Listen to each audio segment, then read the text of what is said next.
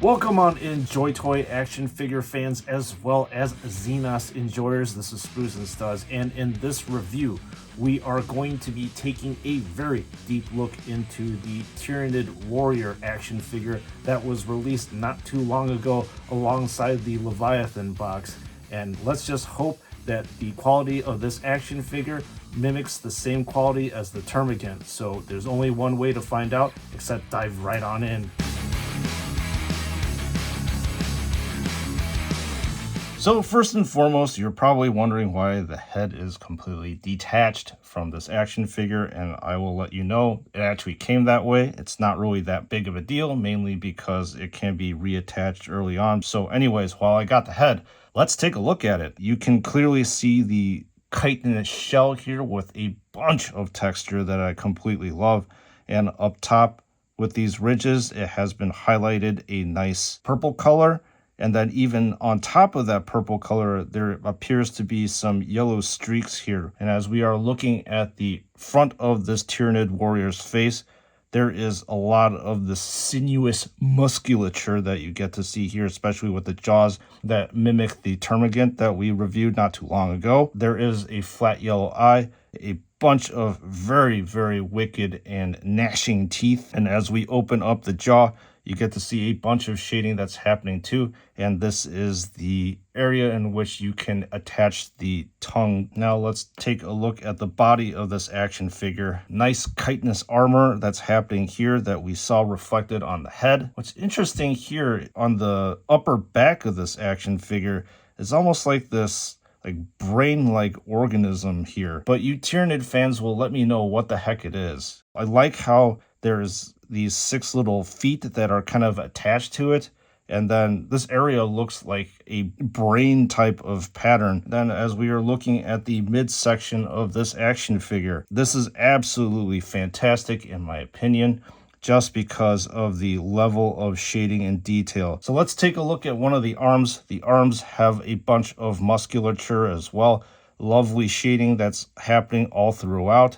And apparently there is some sort of glowing green attachment that is happening with this action figure here. And as we are progressing on down to the business end of this arm, you get to see this claw. And then one of this guy's party piece is a gigantic scythe. There appears to be kind of like a color transition from a red color to a darker red color, as you can see here. And looking at the middle arm of this action figure, very nice musculature. And we have this green attachment here that is kind of flexible, as you can see. And finally, here are the wicked clawed hands to be handling the bone swords. So we will take a look at the lower half of this action figure. Once again, purple chitinous armor that has been highlighted up a light purple color. And just like with the Termagant, there's this kind of hoof type of attachment, and the hoof has excellent detail to it in that you can see these black markings up top. The carapace is just absolutely fantastic. It mimics the high quality and detail of this whole entire Tyranid line. So let's take a look at this guy's armaments, which is the bone sword. And the bone sword does mimic a little bit of the talons back here. You can see that it is a solid red color that has kind of like a dark red spine to it. And I do detect a little bit of highlights in the form of kind of a yellow on the middle portion of the spine right here. And you've got this interesting looking talon type thing at the back. Now, as I'm reviewing the bone sword, I see something that I didn't see originally before.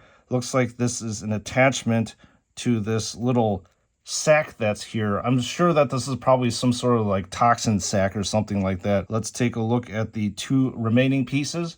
This is the tail of the Tyranid. It kind of reminds me of an octopus tentacle with just how it looks. There's obviously a continuity with this tail in that you've got this purple chitinous armor, and this is where the tail attaches to the body. The final thing that we're going to look at is the tongue of this Tyranid Warrior. You can see that there is a color transition moving on to the maroon of the tip of the tongue. So as this is a new action figure design, let's take a look at the articulation of it. So With the top arm, it appears that around the, I suppose, shoulder joint, we should be able to achieve 360 degrees of rotation, and indeed we can. You can pivot the arm up and down like this. With the elbow joint, this is the maximum extension this way, and then this is also the maximum extension that you can have towards the body. The scything area, you can have 360 degrees of rotation here,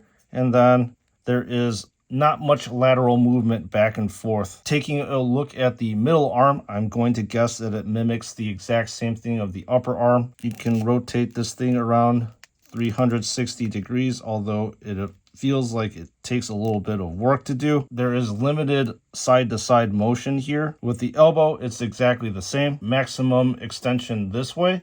This is how much you can push it in. And finally, with the wrist area, 360 degrees of rotation. So this is the lateral side-to-side movement, and this is as much up and down movement that you can get with the hand. So it looks like there's two major ball and socket joints. There's one here and then one here.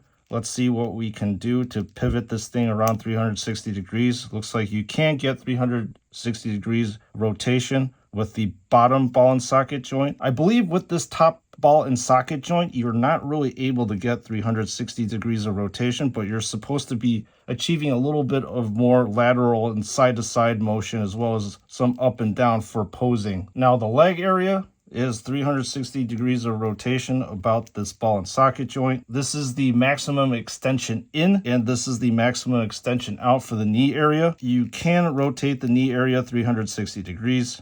And then with the lower portion of this action figure, also 360 degrees of rotation. This is the maximum extension this way, and then this is the maximum extension up. So I'm going to attach the head onto the body of this Tyranid Warrior. With the head attached, it looks like we can achieve 360 degrees of rotation up top here. And the final thing that we're gonna do is arm this Tyranid Warrior to consume DNA matter. Okay, let's attach the tongue. And as I showed you before, there's a hole in which we can do it. Let's attach the tail to the back end of this action figure. This may take a little bit finagling to do. And there we have the tail attached on. While we have the tail attached on, I'm gonna say that there is some lateral side-to-side motion that we can achieve from it. There is very little up and down motion. Finally, we're going to be attaching these bone swords to the Tyranid Warrior. It looks like we are to fit the handle here, loop this particular finger inside of this hole, and then attach this to this toxin sac. And now it's time to wrap up this review. Woo-wee! We have a doozy of an action figure here. I honestly believe that JoyToy put some of their best effort into this action figure over here. I'm just gonna straight up and say, if you're a Xenos fan, if you're a Tyranids fan, even if you're not even a Xenos fan, I would highly recommend getting this action figure for the following reasons. If you look at the carapace on this action figure, you can see all the highlights as well as just the texturization that JoyToy has brought forth with the scythes on the arms as well as the bone swords. It is absolutely fantastic how the color blends in. And if you just look at the body of the Tyranid Warrior, it is absolutely phenomenal with all the shading that is put forth. And I love how you can see again all the musculature, all the sinews, the chitin. I'm just absolutely floored by how awesome this action figure is. And I'll have to say, it is so nice to get a little breath of fresh air and not review a Space Marine for once. So if you are wondering if this action figure can stand on its own, yes, it actually can stand on its own by the benefit of the tail. The tail basically acts like a tripod for the Tyranid Warrior, so you don't really need the little plastic base that comes along with it. This guy, as you can see right now, is freestanding on his own. I really have nothing but awesome things to say about this action figure. Like I said, this guy is definitely a must buy. And where should you buy this? You should buy it at David Toys, where I get all of my action figures. And you can click on the link in the description below and you will be brought to their website. And when you check out, do not forget to use the code SNS to receive 12% off of your purchase. So loyal members of the chapter, once again, thank you so much for tuning in. I appreciate all the comments as well as the view time that you put into my videos. It is very, very much appreciated. And with that being said, I will see you all in the next one.